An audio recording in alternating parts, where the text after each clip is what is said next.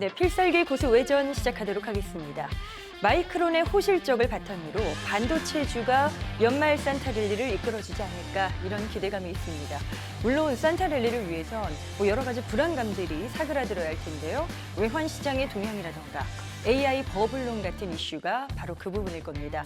자, 이렇게 기대와 공존이 또 여러 가지 기대감과 불안감이 함께하고 있는데요. 2025년 연말 투자자분들이 주목해야 될 업종과 종목은 어디일까요? 함께 그 전략을 세워보시기 바랍니다. 이 시간 김진, 김영구 전문가 두 분과 함께합니다. 안녕하십니까? 안녕하십니까?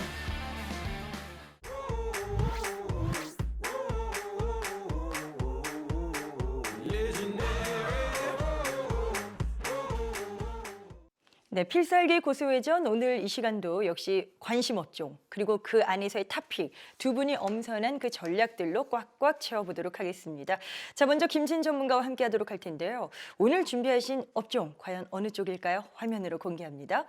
자, 오늘은 원전주를 준비하셨네요. 원전주는 그동안 AI 데이터 센터 수요가 늘어나니까 거기에 따라서 수혜를 받을 것이다. 이런 게 주 호재였다고 볼 수 있을 텐데요. AI 거품론이 다시 한번 불거지다 보니까 여기에도 약간의 부담감을 좀 느끼지 않았나 싶어요. 어떻게 최근 동향을 볼 수 있을까요? 네, 그렇습니다.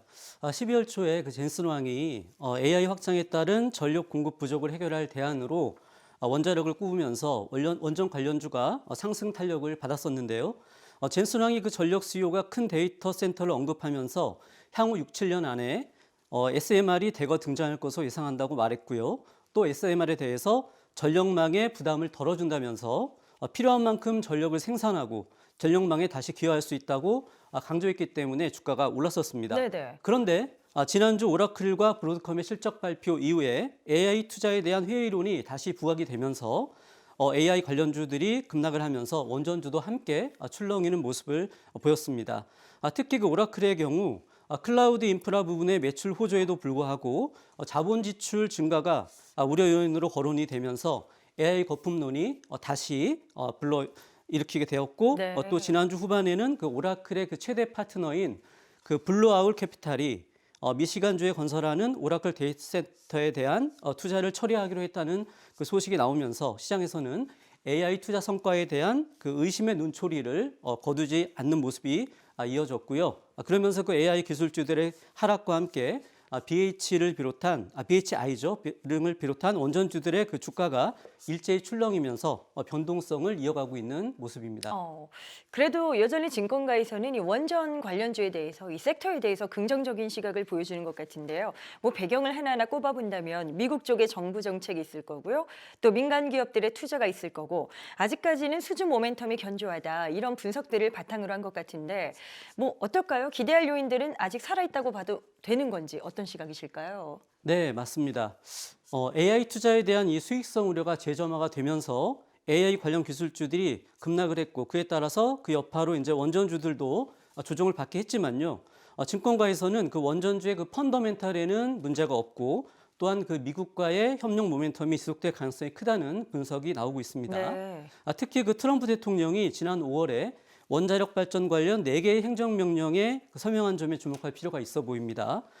구글 그리고 오픈 AI, 아마존이라든지 마이크로소프트 등 이 하이퍼스케일러들이 데이터 센터에 필요로 하는 전력 공급을 위해서 원전 개발사들과 대규모 계약을 체결하고 있는 가운데 트럼프 정부의 그 지원 정책으로 인해서 원전 분야에 필요한 자금 유치 환경이 긍정적으로 지금 바뀌고 있고요. 그에 따른 민간 투자도 탄력을 받고 있는 그런 상황입니다. 네네. 따라서 그 원전 시장 관련 이러한 그 미국 내 상황들이 한국 원전주들의 그 원전 EPC 프로젝트 수주 및 그 핵심 기자재 공급으로 이어질 것으로 그 판단이 되고 그에 따른 원전주에 대한 매수 관점이 유효하다고 이렇게 보고 있는 것입니다.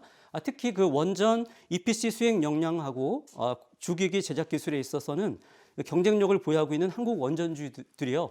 이런 그 미국 내 원전 생태계 구축에 있어서 가장 큰 수혜를 볼 수 있을 것으로 이렇게 전망하고 있습니다. 최근에 다들 아시다시피 이제 주택 시장의 침체가 좀 장기화되고 있죠. 그렇다 보니까 대형 건설사들이 사업 전략을 좀 재편하는 그런 움직임에 나서고 있습니다. 특히나 하나둘씩 SMR 시장에 뛰어들고 있다. 이런 소식들이 나오고 있는데요. 국내 시공 능력 1위, 2위지요. 삼성물산에서의 건설 부분과 현대건설 쪽에서 이미 북미 그리고 유럽 쪽에서 경쟁이 치열합니다. 치열하다고 하더라고요. 현재 진행 속도가 좀 어떤 편인 건가요? 네, 지금 이제 국내 주요 건설업체들이 국내 주택 시장 그 침체 장기화로 인해서 그 사업 전략을 재편하고 있는 가운데 차세대 원전으로 꼽히는 그 SMR 시장에 주목을 하고 있는 모습입니다. 글로벌 전력 수요가 증가하면서 관련 시장이 빠르게 성장할 것으로 이렇게 전망이 되면서 이 사업 포트폴리오 다각화를 꾀하고 있는 대형 건설업체들이 SMR 시장에 이제 뛰어들고 있는 네. 그런 지금 상황입니다. 먼저 삼성물산은 글로벌 SMR 그 시장 1위 기업인 미국의 그 유스케일 파워와 협업 중이고요. 그리고 스페인, 에스토니아 등 유럽에서는요. 글로벌 연자력 기업인 그 GE 바노바, 히타치 뉴클리어 에너지와 협업을 하면서 동유럽의 루마니아, 폴란드까지 영역을 넓혀가고 있는 상황입니다. 네. 그리고 현대건설 같은 경우는 원자력 전문 기업인 그 홀텍하고 원팀 전략으로 해외 시장을 공략하고 있습니다. 홀텍이 SMR 설계를 맡고요. 현대건설은 시공을 담당하는 그러한 구조입니다.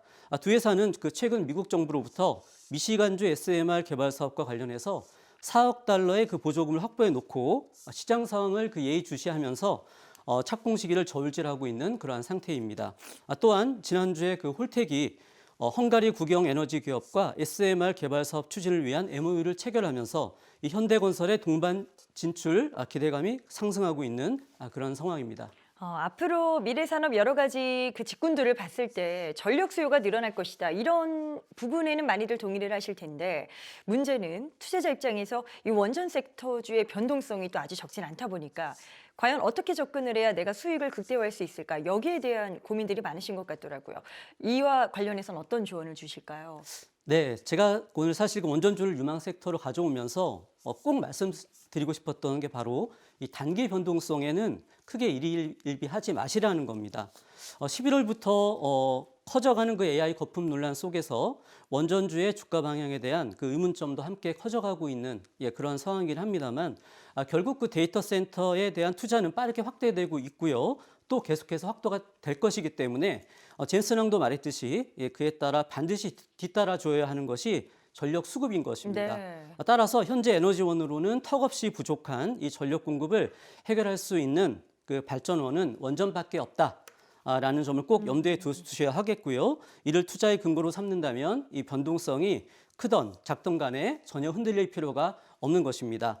결론적으로 내년을 바라보면서 현 시점에서는요. AI 거품론에 따른 변동성이 그 내년 그 큰 수익을 줄 수 있는 그 시장이 제공해주는 아주 최적의 매수 기회로 활용하시라는 그 전략을 제시해 드리겠고요. 네. 나아가 절대 단기적인 시각의 매매 관점보다는 장기 성장 모멘텀이 이어질 것이라는 점에서 중장기적 관점으로 길게 보고 가자 이런 말씀을 드리겠습니다. 자, 김재인 전문가의 원전주 투자 의견을 한번 쭉 들어보셨는데 함께 하시는 김영구 전문가의 의견은 또 어떠실지 궁금해요. 뭐 장기적 관점이든 어떤 뭐 시각에서든 긍정적인 접근 가능하다 보시는지요?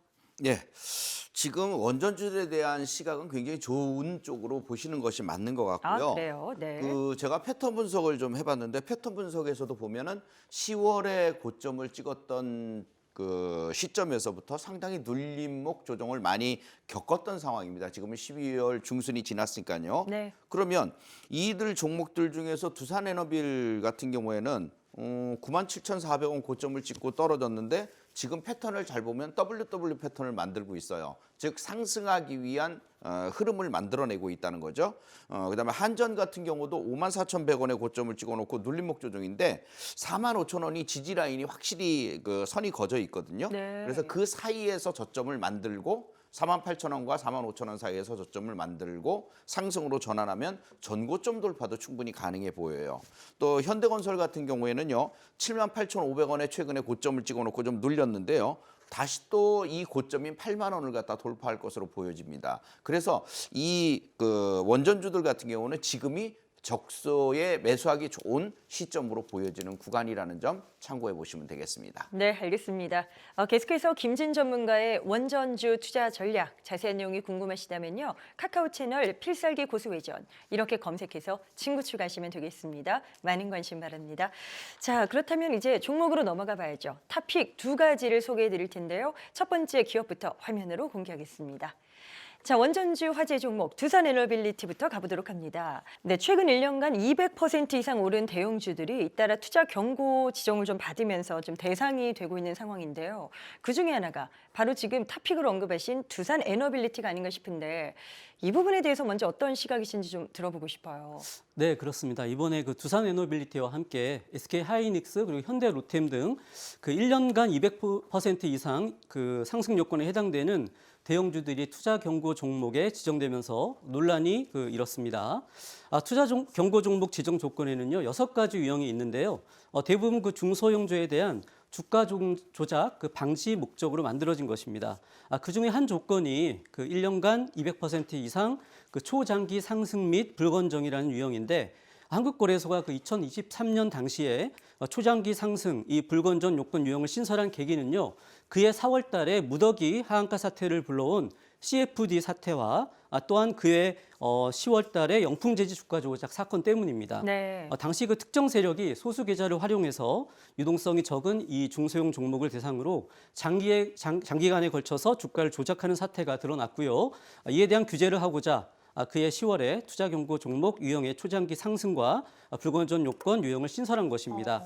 그런데 이제 올해 들어서 국내 증시가 이제 급등을 했죠. 그렇게 되면서 코스피 그 시가총액 상위 종목들이 대거 이 조건에 해당이 되면서 투자 경고 종목에 지정이 되고 만 것인데요.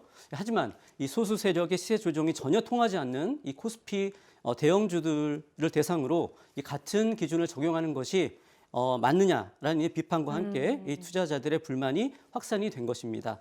한국거래소에서요 이 부분은 이제 빠른 제도 개선을 할 필요가 있다고 보여집니다.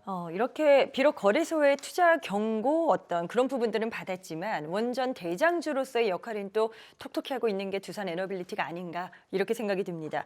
최근에는 미국의 SMR 개발사죠. 엑스에너지의 주기기 제작 준비에 돌입했다. 이런 이슈가 또 있더라고요. 뭐 어떤 내용인 건지 자세히 들어볼까요? 네, 그렇습니다. 그 미국의 그 소형 원전 모듈 원전 그 개발사 엑스에너지의 그 SMR 핵심 소재 공급에 대한 예약 계약을 체결을 하고 미국 내 그 SMR 사업을 본격화하기 시작을 했는데요. 이번 계약은요, 엑스에너지가 그 건설할 SMR XE100 16대에 대해서 그 핵심 소재인 그 두산 에너빌리티의 단조품을 공급하는 그 내용이 되겠습니다. 네. 단조품은 그 SMR 주기기 계약에 필요한 그 중대형 소재로서 생산에 오랜 기간이 걸리는 부분으로요. 두산 에너빌리티는 이번 예약 계약이죠. 예약 계약 이후에 엑스에너지와 후속 계약을 통해서 단조품 및 모듈 제작에 신속하게 착수할 예정에 있습니다. 엑스에너지는요, 미국 그 에너지부의 그 지원을 받는 차세대 고온가스로 SMR의 개발사인데요. 물을 냉각제로 사용하는 기존 경수로와 달리 헬륨가스를 냉각제로 사용하는 SE100 원자로 건설을 추진 중에 있습니다. 첫 SMR 사업으로 미국의 대표적 화학기업 그 다우의 텍사스주 산업단지에 4대의 XE100을 공급할 예정에 있고요. 또한 워싱턴주의 그 공공전력 공급 기업인 에너지 노스웨스트에는 12대의 그 SE100을 공급할 예정입니다. 에너지 그 노스웨스트와 엑스에너지는요. 세계 1위 클라우드 서비스 기업인 그 아마존 웹 서비스와 함께 그 AI 데이터 센터 구동에 필요한 전력을 확보하기 위해서 2039년까지 총 5기가와트 규모의 XE100 원자로 60대를 건설하는 사업을 지금 추진하고 있는 그러한 상황이 되겠습니다. 네. 따라서 그 두산 에너빌리티는요, 이번 계약을 통해서 엑스에너지 SMR 그 주기기 제작의 핵심 파트너로서 XE100의 시장 진입에 중요한 역할을 할 것으로 보이고요. 동시에 본격적인 미국 SMR 시장 확대에 나설 것으로 기대가 되고 있습니다. 두산 에너빌리티는요, 보니까 특히 이제 중동 쪽에서의 활약이 상당히 눈에 띕니다. 올해에도 3,400억 원 규모죠. 스팀 터빈, 발전기 공급 계약을 연이어 체결했는데요. 이렇게 연이어서 중동 쪽에서 좋은 소식이 자꾸 들리는 이유, 그 배경은 어디에 있다 보십니까? 네, 그 두산 에너빌리티가 지금 중동 주요 시장에서 잇따라 수주 성과를 내면서요, 대형 스팀 터빈 시장에서 GE와 지멘스를 제치고 처음으로 세계 1위를 차지를 했습니다. 글로벌 발전 리서치 회사 그 맥코이 리포트에 따르면요, 최근 5년 동안 그 이 스팀 터빈 시장에서 13기를 수주를 했고요. 이것은요, GE 버노바와 그 지멘스 에너지를 제치고 1위를 차지하게 되는 그런 요인이 되겠습니다. 네네. 여기에 그 지난 15일 카타르 도하 인근에 그 건설되는 또 한 건의 대형 계약을 따내면서 시장 1위를 확고하게 굳혀가고 있는 그런 상황입니다. 이렇게 그 두산 에너빌리티가 1위를 차지한 배경에는요, 바로 그 가스 복합 발전의 기술 경쟁력이 주 요인으로 작용을 했습니다. 가스 복합 발전은요, 효율이 가장 중요한 핵심인데요. 이 가스터빈에서 나온 고온의 배기가스를 배기가스의 그 잔여를 회수해서 이열로 다시 증기를 만들어서 스팀 터빈을 한 번 더 돌리게 되는 것입니다. 즉 같은 연료로 더 많은 전기를 생산할 수 있는 그러한 방식이 되겠습니다. 네. 이러한 그 방식에서의 그 기술 경쟁력과 함께 그 주조와 단조 소재부터 발전 기자재 완성까지 원스톱으로 제공할 수 있다는 점에서 납기 준수에도 큰 강점을 가지고 있기 때문에 이를 바탕으로 한 중동 시장에서 입지를 확고하게 확대 나가고 있다 이렇게 보시면 되겠습니다. 자, 김진 전문가의 원전주 첫 번째 탑픽이 바로 두산 에너빌리티입니다. 자, 그렇다면 지금이 적절한 접근 타이밍이라고 보신 건지 어떤 판단이신지 구체적인 투자 전략 주시죠. 현재 그 미국 내 전력 공급 부족이 계속되고 있는 상황에서 이 두산 에너빌리티는요, 대형 원전과 또 그 SMR 그리고 가스터빈 등 이 전 부분에서 시장의 예상을 뛰어넘는 그 수출적을 올리면서 신규 수주 물량이 본격적으로 누적이 되고 있는 그런 상황입니다. 따라서 그 최근 AI 거품론의 반복된 부각으로 인해서 정고점 대비 20% 이상 지금 조정을 받고 바닥을 다지고 있는 그러한 현 시점이 이 재상승하기 전에 선취매를 해놓을 수 있는 좋은 기회라고 판단을 합니다. 매수는 23일 시초가부터 7만 5천 원 전후까지 1차 매수해 주시면 되겠고, 눌림이 나온다면 6만 5천 원 부근까지 2차 매수를 해 주시고요. 목표가는 1차 9만 5천 원, 그리고 2차는 12만 원을 제시해 드리겠습니다.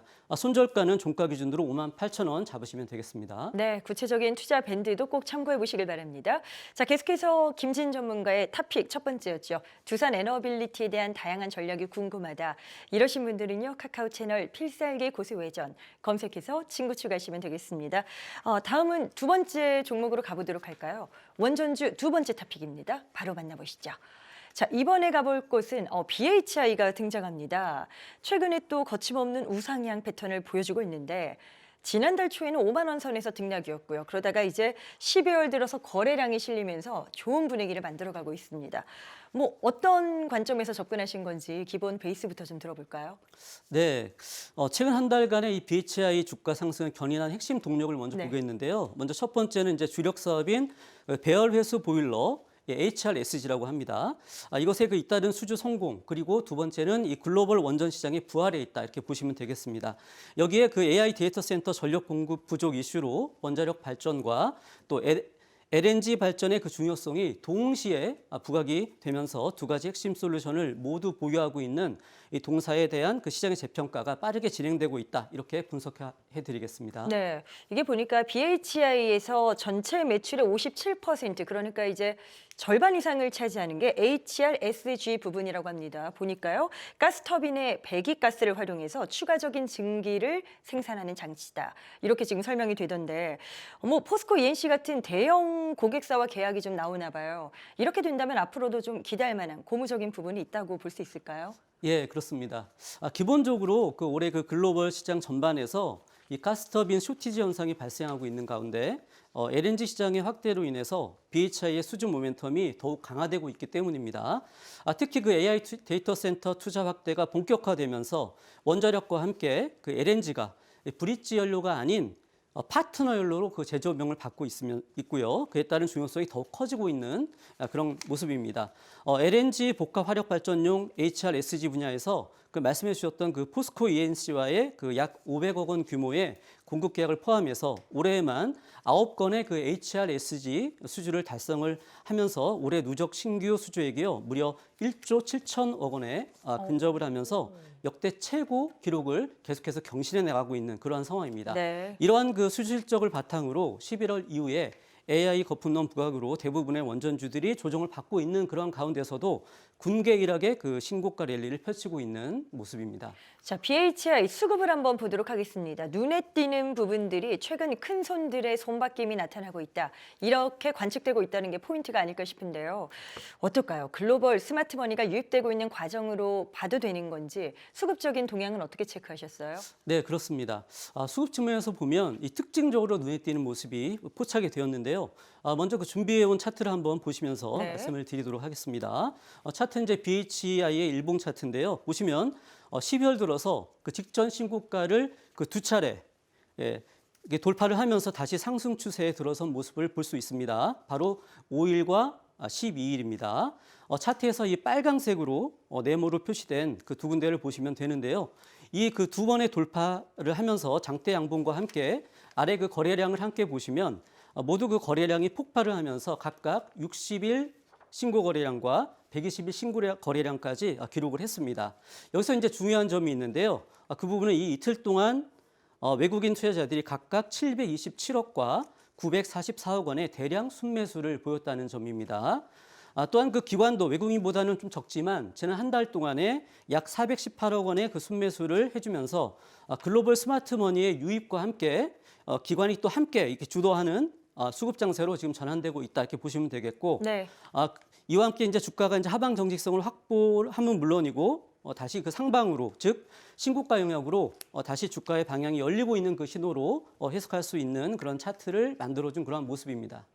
앞서 보신 그 차트처럼 최근에 강한 아주 우상향 그런 곡선을 좀 그려주고 있는데 이 반등세 지금 접근하기에 무리가 없다고 보시는지 또 이 부분이 많이들 궁금하실 것 같네요. 투자 전략 자세하게 세워주시죠. 예, 앞서 말씀드렸던 그게 중요한데요. 이제 거래량이 동반이 되면서 다시 본격적인 상승 추세로 방향을 틀어가고 있는 모습이라는 게 중요하겠습니다. 매수는요, 23일 시초가부터 5만 원 전후까지 1차 매수.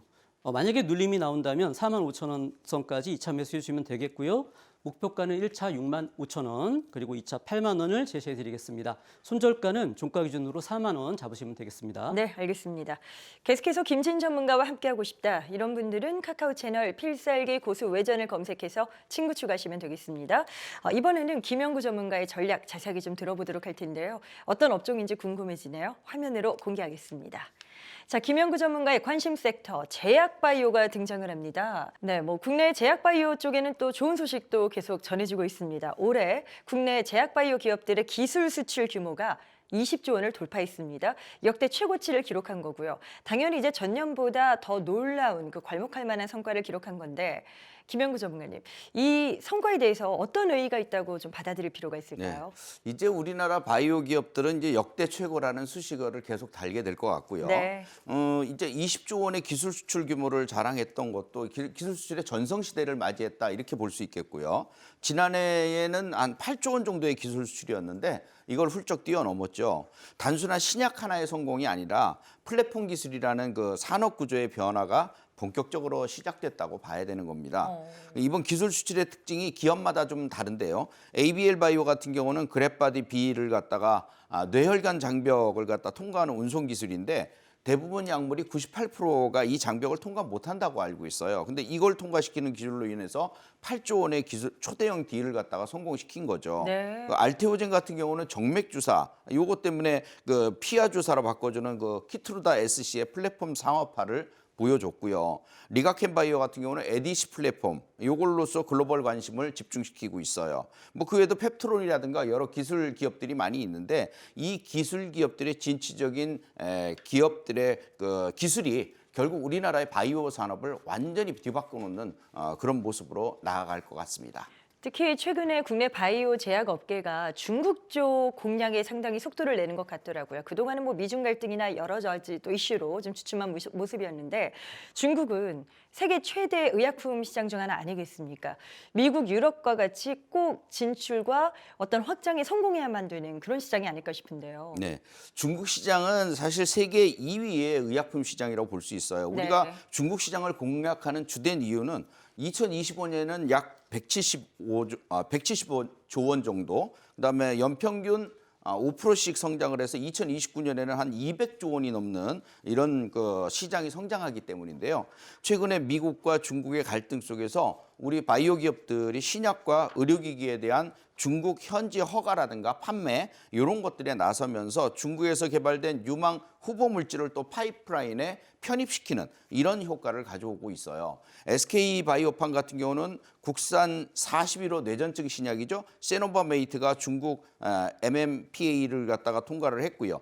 신약허가 NDA를 갖다 받았죠. 그 외 수면장애 치료제라고 하는 솔리암페톨 요걸 갖다가 허가 신청을 낸 지 1년 만에 26년부터 본격적으로 현지 판매에 돌입하게 됩니다.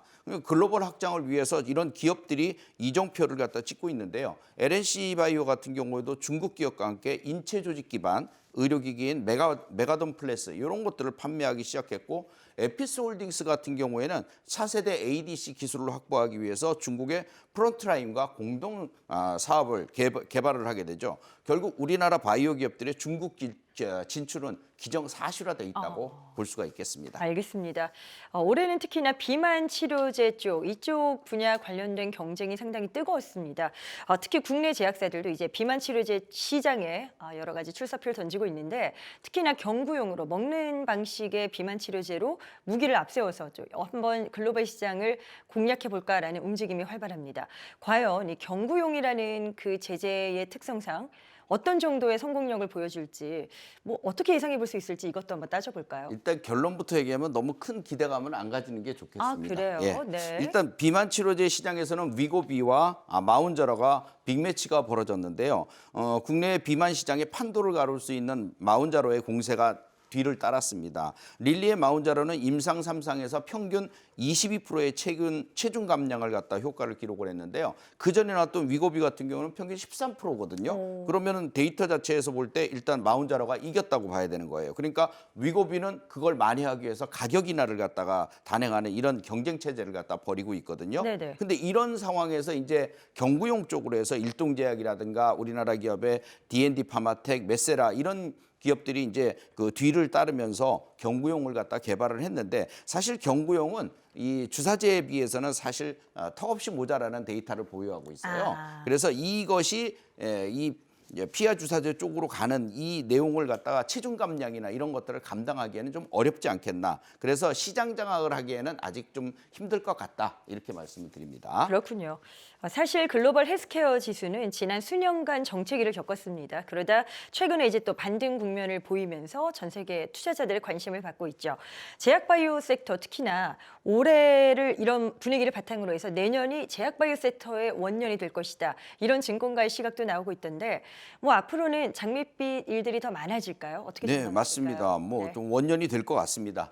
제약바이오 섹터가 미국이 의약품 관세 정책과 함께 IRA 요 감축법에 따라서 약가 인하를 실행을 했거든요. 글로벌 제약사의 가격 전략이 흔들리면서 주가 흐름도 굉장히 나빴었어요. 근데 2분기 들어서 관세라든가 약가 인하 협상으로서 시장이 다시 안정을 되찾았는데요. 국내 시장에서도 그런 이유들 때문에 강한 상승이 있었어요. 올해 1월부터 현재까지 코스닥 제약의 지수는 130%가 넘게 급등을 했고요. 네. 이런 이유는 뭐예요? 정책 리스크 해소, 금리 인하, 약가 인하라든가 특허 만료에 대비한 사업 개발 또 증가 뭐 이런 것들 때문이었거든요. 2026년에도 의약품 산업 밸류 체인 전반에서 레벨업이 지속되면서 제약 바이오 섹터에 강한 예상을 해볼 수가 있겠어요. 네. 또 미국의 생물보안법 통과 초읽기에 들어갔는데요. 중국 바이오 기업의 제품이나 서비스를 구매하는 것을 금지하다 보니까 한국 바이오 제약 기업들이 반사 이익을 갖다 충분히 낼 수 있는 이런 개념이죠. 결론은 정책, 금리, 기술 이 삼박자가 맞아떨어지면서 26년에는 더 큰 성장을 기대해 볼 수 있는, 또 후보 물질 같은 경우에도 글로벌 기술 수출 성과가 충분히 나올 수 있을 것으로 기대가 됩니다. 자, 함께 하시는 김신 전문가의 바이오주 시각은 어떠신지도 궁금한데요. 앞서서 언급을 하신 것처럼 뭐 수급도 몰리고 있고 기술과 정책적인 부분들이 발판이 되다 보니까 많은 관심을 받으면서 회복 국면을 보였습니다. 자, 여기서 추가적으로 더 기대할 여지가 있다 보시는지, 어떤 의견 주실지 한번 들어볼게요. 네, 추가적인 기대감 가져가도 좋다고 봅니다. 아, 그런가요? 예, 네. 앞서 말씀해 주신 그 생물보안법이 지난주에 그 미국 상원을 통과했기 때문에 국내 바이오 업체들의 반사이익이 예상된다는 점하고요.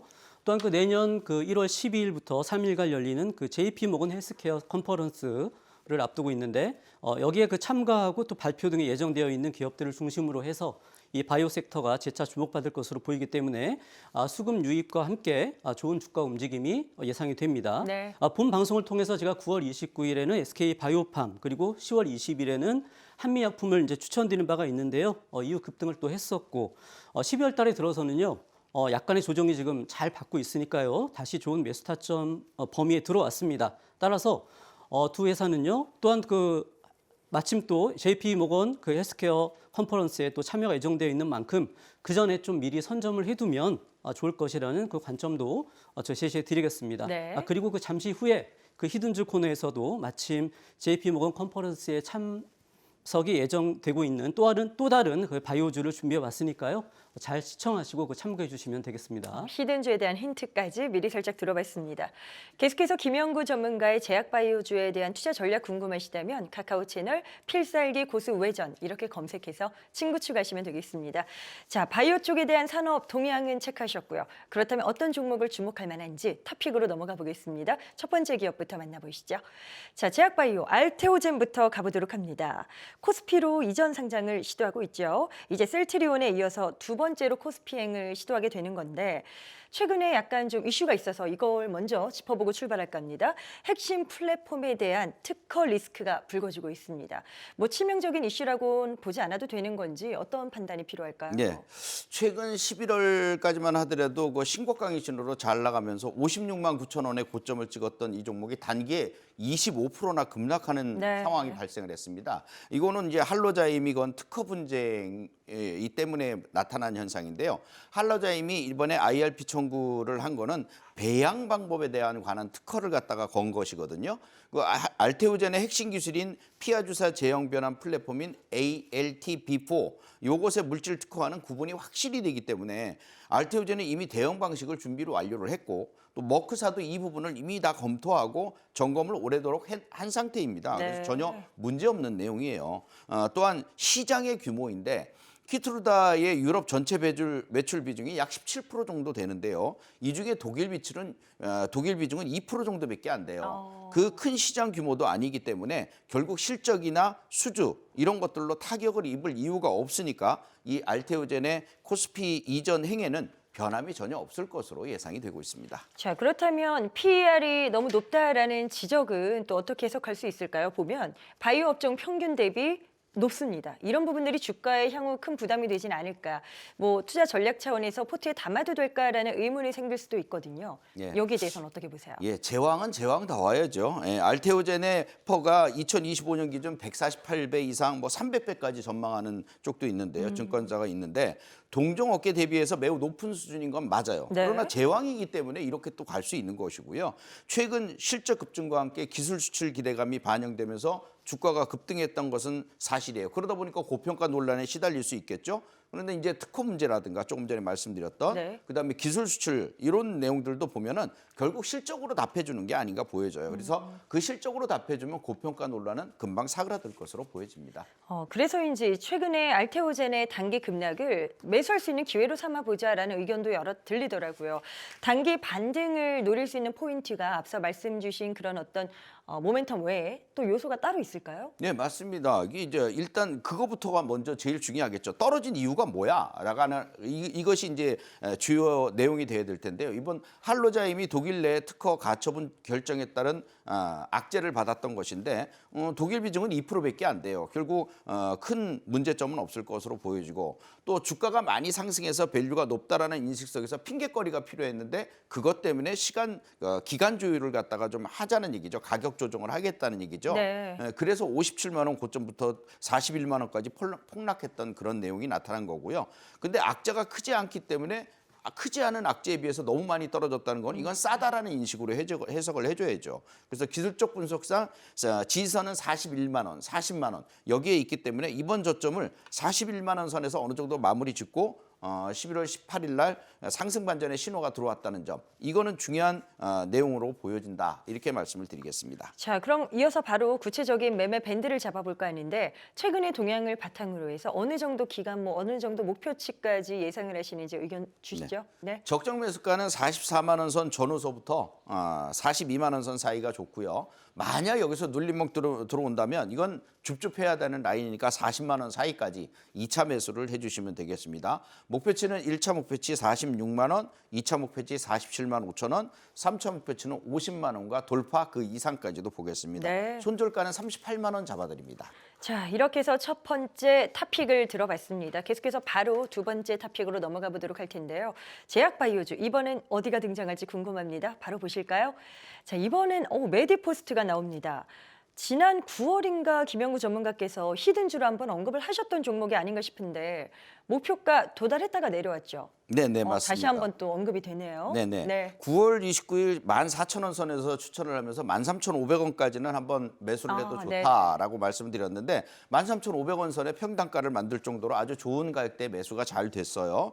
그리고서 목표치는 2만 원 정도는 기본적으로 본다 그랬는데 2만 원을 넘어서 12월 19일 날은 2만 1,000원까지도 고점을 찍었거든요. 그래서 뭐 좋은 수익률을 냈어요. 50% 이상.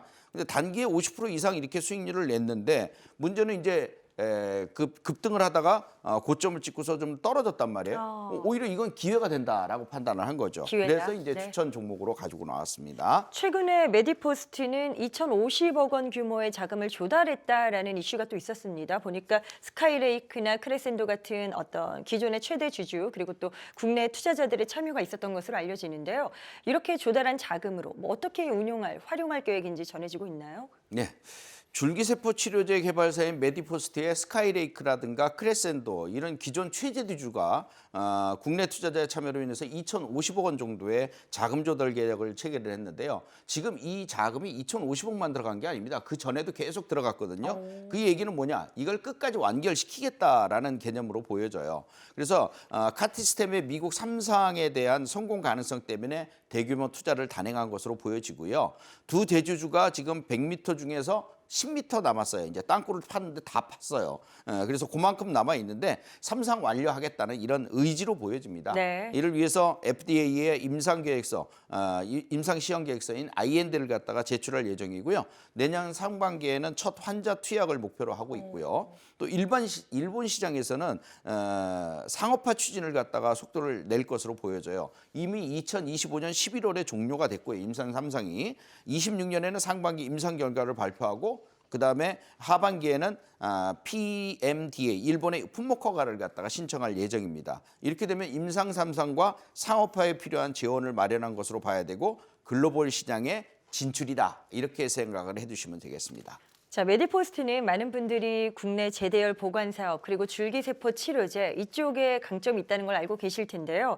뭐 어떨까요? 앞으로 더 기대할 만한 성장 가능성, 강점을 조금 더 파헤쳐 보고 싶은데요. 네, 이 카티스템을 판매하면서 지금 데이터가 많이 쌓여서 13년을 시판을 했거든요. 그런 얻었던 경험이나 데이터 확보가 돼 있는 상황이라서 순탄한 길이 열리고 있어요. 제대열에서 미래 성장 능력을 또 찾아내는 것도 하나의 플러스 알파의 요인이 되겠고요. 항노화 영역을 찾아내면서 또 R&D를 확장하고 있는 점이에요. 면역함제 연구는 자회사인 이뮤니케에서 하고 있는데요. 개발이 발빠르게 이루어지고 있어요. 그래서 이 신무기 장착까지 기존 제대열에서 이런 내용까지 합친다면 이 기업은 여러분들이 필히 관심을 둬야 되는 종목으로 보여집니다. 자, 그런데 이제 메디포스트가 과거에 주가가 크게 좀 부진했었던 그런 경험치가 있습니다. 때문에 지금 뭐 장기 관점에서 본다면 또 다른 이야기로 볼 수도 있겠습니다만 지금 메디포스트를 언급하시고 내가 들어가는 게 맞는가 여기에 대해서 퀘스천 마크를 주신다면 네. 어떻게 좀 설명을 해주실까요?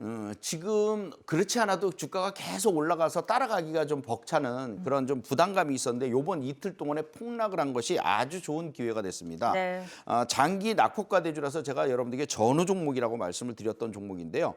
고점이 8만 원입니다. 2018년에. 거기서부터 24년에는 5,450원까지 무려 10배가 넘는 폭락을 했던 종목이 그런 인재 상승으로 대세 상승 추세로 전환되는 과정에서 일어나는 일시적인 하락이거든요. 네. 이런 타이밍이 우리에게는 아주 좋은 싼 가격이다. 라고 이렇게 압축해서 말씀드릴 수 있겠어요. 자, 그러면 메디포스트 바로 저희가 그 밴드를 잡아 보이죠. 매수 목표 그리고 또 유의하셔야 될 손절 구간 어느 정도까지 파악하셨습니까? 적정 매수가는요. 17,000원에서 16,000원 사이가 1차. 눌리게 되면은 15,000원 사이까지가 2차 매수가 되겠습니다. 목표치는 18,500원. 2차 목표치는 2만 원, 3차 목표치는 2만 5천 원 이상 이렇게 볼 수 있겠습니다. 손절가는 14,000원 잡아드립니다. 알겠습니다. 자, 이렇게 해서 두 전문가의 관심 업종과 각각의 탑픽을 소개해드렸습니다. 계속해서 김영구 전문가와 함께하고 싶으신 분들은 카카오 채널 필살기 고수 외전을 친구 추가하시면 되겠습니다. 또 유튜브 채널 SBS 비즈증권 이 채널을 구독하시면 출연 전문가들의 라이브 방송도 진행됩니다. 구독을 하셔서 또 많은 정보 만나보시면 좋을 것 같고요. 항상 저희가 말씀드리고 있습니다. 모든 투자의 최종 판단은 투자자 본인에게 그 책임이 있다는 점, 따라서 자신의 원칙에 맞추어서 현명한 투자하셔야 된다는 점 다시 한번 말씀드립니다.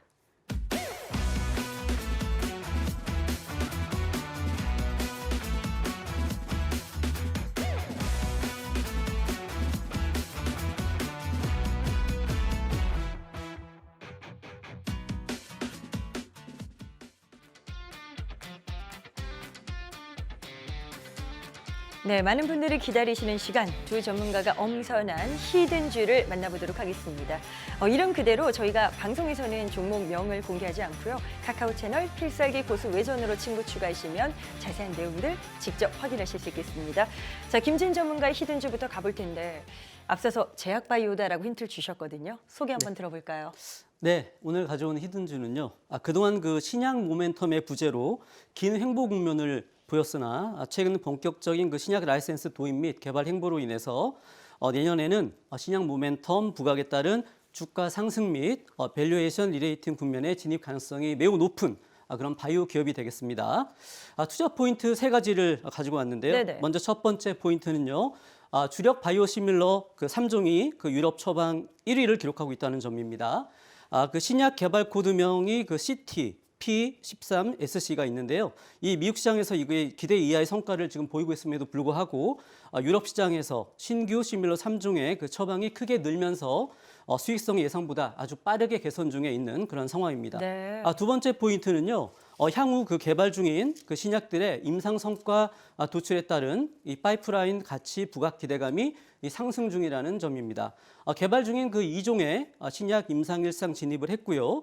추가적으로 10월 말에 그 머스트바이오로부터 3중 융합 단백질 면역 항암제 신약 공동 개발 계약을 체결했고요. 11월 초에는 카이진으로부터 자가 면역 질환 치료 신약 후보 물질 2종에 대해서 독점 라이센스 계약을 체결하는 등 그 연구 개발 투자 확대를 통해서 신약 개발사로의 그 도약을 추진 중에 있는 상황입니다. 특히 그 높은 성공 그 확률을 가진 타겟 접근과 동사의 그 기존 파이프라인과의 시너지를 창출할 수 있는 그 신약 위주로 진행하고 있다는 점이 긍정적이고요. 동사의 그 시밀러 개발 노하우를 기반으로 해서 신속한 개발이 진행될 수 있을 것으로 예상이 되고 있습니다. 네. 마지막 그 세 번째 포인트는요. 미국 일라이 릴리 자회사 항체 의약품 공장의 연내 인수 완료 및 그 캐파 확장을 추진 중에 있다라고 점입니다. 이 인수한 공장을 그 일라이 릴리의 CMO 물량을 생산하는 미국 거점으로 운영하면서 미국 시장에 공급되는 의약품에 대한 이 관세 리스크를 완전히 그 해소가 되면 물론이고 이와 함께 글로벌 의약품 수요 확대에 적극적으로 대응할 수 있는 기반이 그 마련될 전망입니다. 올해 매출은요 전년 대비 11%가 증가한 3조 9,300억 원, 영업이익은 110%가 폭증한 1조 300억 원이 예상되고 있으며 내년에도 고성장세가 지속될 것으로 전망되고 있습니다. 4분기 고수익성의 신제품 매출이 성장하면서 원가율이 30% 초반으로 하락하면서 영업이익률이 약 40%까지 상승할 것으로 보이기 때문에 크게 기대가 되는 그러한 부분입니다. 그렇다면 김지인 전문가의 히든주 제약바이오 섹터라고 하셨는데 가격 접근 전략은 어떻게 세워볼까요? 네, 2026년에도요. 분기별로 그 지속적인 실적 개선세가 이어지고 그리고 말씀드렸던 그 신약 R&D 분야로의 그 비즈니스 모델 확장이 본격 가시화가 된다면 기업 가치가 한 단계 레벨업 될 수 있을 것으로 이렇게 전망을 하고 있고요. 그에 따라서 그 매수는요. 23일 시초가부터 18만 원 전후까지 1차 매수, 눌림이 나와주면 더 좋습니다. 나와준다면 17만 원 선까지 2차 매수가 가능합니다. 목표가는 1차 22만 원, 2차는 25만 원까지 제시를 해드리도록 하겠습니다. 손절가는 종가 기준으로 16만 7천 원 잡아드립니다. 네, 여러 가지 힌트를 듣다 보니 많은 궁금증이 생깁니다. 어떤 종목인지 궁금하신 분들은요. 카카오 채널 필살기 고수 외전을 친구 추가하시면 되겠습니다. 자, 이어서 김영구 전문가의 히든주도 만나봐야 하는데요. 어떤 모멘텀에서 발굴하셨는지 바로 소개해 주시죠. 네. 예, 최근에 제일 핫한 것이 AI 데이터 센터죠. 지금 가져온 종목이 AI 데이터 센터와 관련성이 굉장히 높은 기업이고요. 네네. 동남아 쪽으로 또 진출하는 그런 내용도 가지고 있습니다. 이 기업은 대그룹의 IT 기업입니다. 시스템 통합이라든가 IT 아웃소싱이라든가 솔루션과 플랫폼 사업 이런 것들을 진행하는 기업이죠. 첫 번째로 본다면은 5년간 연평균 13%씩 고성장이 예상되는 앞으로 5년간 13%씩 매년 이렇게 예상되는 기업이고요. 네. 클라우드라든가 AI 사업 부문이 전체 매출의 56%를 차지하는 그런 기업이고요. 정부의 인공지능 예산이 전년 대비해서 3배 확대되고 있거든요. 정부가 밀어붙이고 있다는 거죠. 금융과 공공 중심의 고객의 그 AI 전환 이런 쪽에 수요가 폭증하고 있다는 점이 특징이겠습니다. 클라우드 관리 서비스의 시장 점유율 2위를 차지하고 있고요. 데이터 센터 설계, 구축, 운영의 1위 사업자이기도 합니다. 그래서 이번에 그 데이터 센터 사업 확장에 따라서 매출이 한 4조 3,500억 정도 예상이 되고 있고요. 그 전체 매출의 한 60% 정도 차지하는 비중이거든요. 여기에 또 내년에 그 북미 배터리 그 공장 가동에 따른 글로벌 확장에 따른 그 동반 성장도 가속화될 것으로 보여져요. 두 번째는 증권사들이 목표치를 너나 없이 높이고 있다는 점이죠. 목표치를 8만 원, 9만 원까지 높이고 있는데요. 이건 동남아 지역에서의 클라우드 허브로서 자리매김하는 이 대형 프로젝트를 수주하기 때문이고요. 인도네시아라든가 데이터 센터들에 대한 내용들이 베트남까지도 연장이 되고 있는 상황입니다. 그래서 클라우드라든가 AI 쪽에 대한 고마진 사업이 비중을 확대하고 있기 때문에 좋아질 것으로 보여집니다. 세 번째로는 낙폭과대가 되었던 점입니다. 25년 6월까지 100% 폭등을 한번 한 뒤에 10만 원 고점을 찍어놓고 폭락을 했어요. 그래서 54,100원까지 떨어졌으니까 거의 반토막이 났거든요. 그러네요. 고점 대비. 네. 그런데 그런 시점에서 이제 1차 상승을 조금 하고 이제 좀 조율을 하고 있는 중입니다. 그래서 최근에 63,000원과 67,000원 선 중심선으로 등락 거듭을 하고 있는데 이런 시세 조율 구간이 여러분들이 매수할 수 있는 좋은 기회라고 보여집니다. 또한 기관성 매수세가 쉬지도 않고 한 달 내내 지속적으로 매수하고 있다는 점이 아주 좋은 점으로 부각되고 있습니다. 최근에 그 쌓여왔었던 주가의 히스토리를 들려주셨는데 그럼 지금 방송 보시는 투자자분들은 어떤 타이밍에 접근하는 게 가장 유리할까요? 지금 시초가부터 63,000원 사이에서는 일단 1차 매수는 기본적으로 해줘야 되고요. 그다음 만약 눌리는 사건이 생긴다면 눌림목이 들어온다면 61,000원까지 2차 매수를 집중해 주시면 될 겁니다. 더 이상 떨어질 자리는 없어 보이고요. 1차적으로 목표치를 본다면 7만 원, 2차는 75,000원, 3차는 8만 원에서 9만 원까지도 보여집니다. 손절가는 58,000원 잡아드립니다. 알겠습니다. 자, 김영구 전문가의 히든주가 궁금하신 분들은요. 카카오 채널 필살기 고수외전 검색해서 친구 추가하시면 되겠습니다. 모든 투자의 최종 판단은 투자자 본인에게 그 책임이 있습니다. 항상 자신의 원칙에 맞추어서 현명한 투자하시길 바랍니다.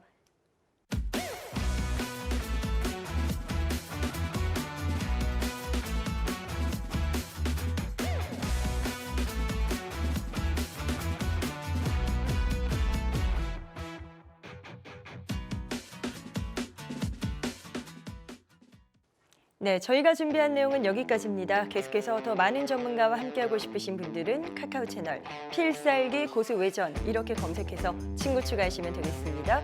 자, 그리고 이 방송이 끝난 후에 SBS 비즈증권 유튜브 채널에서 김영구 전문가의 라이브 방송이 진행됩니다. 라이브 방송에서도 많은 정보 얻어가시길 바랍니다.